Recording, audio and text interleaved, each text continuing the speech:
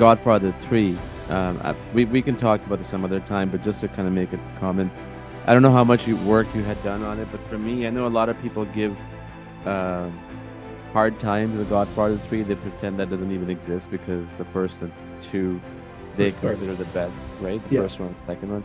To me, the third one, the one thing that wraps up, it's okay. So the third one, the way it ends, right? With on the Yes. Yeah. staircase and Yeah. that entire scene is pretty much for me when I remember I watched it in order like one, two, and three, was the whole crux of the family. Like this is what Yes. happens when you spill blood, one of Yes. your own daughter. Yeah. And I really, really love Godfather 3 for that particular reason. I'm not saying anything else wasn't good, but that scene really took that film to another level. And I don't know how people don't see that, but Yeah. it's Well, it's just amazing. interestingly enough, I what we will digress. We don't shouldn't digress too long into Godfather 3. But when I was working on it, and I worked on it for about 5 months. Um, I we went to a screening where Francis went up to George Lucas's ranch and said, "I want to watch one, two, and now three," because he was just finished, had done a cut that he was ready to screen. I want to see them all three together to see how they line up, just like you said.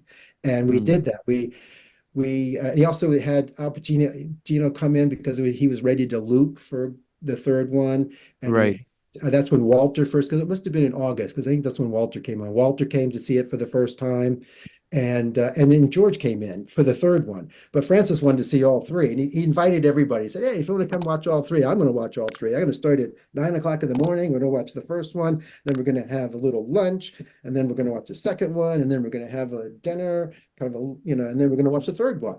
And we did. And I think I and the other additional editor were dying to do that with them. So I think we sat for the first two, and then all of a sudden, while we were sort of all beginning to have a bite for little bit of a dinner snack kind of thing. All of a sudden, Walter walks in, George walks in, Al walks in, and then we sat down and we watched Godfather 3. So it was really interesting to see, like you said, and it does culminate to, like you said, a real moment if you see the progression of all three at that end scene. It But is. It is. Walter did one great thing in that scene too, is that he said to Francis, because as we were cutting Al was projecting his sadness with a lot of moans and stuff, and it was really interesting. And it was because it's a fairly long moment, it got to be a little monotonous, and it was great. Walter said, "Why don't we just cut that out? Why don't we just have it be silent at that moment? It'd be much more effective." And he was really right. When we saw it that way, it was like, "Oh wow, that adds another level of it." You strip away the sound, then you're just on his face, and it becomes the classic cinema sort of sad face thing, and it plays really well. So I always credit Walter for coming up with that idea.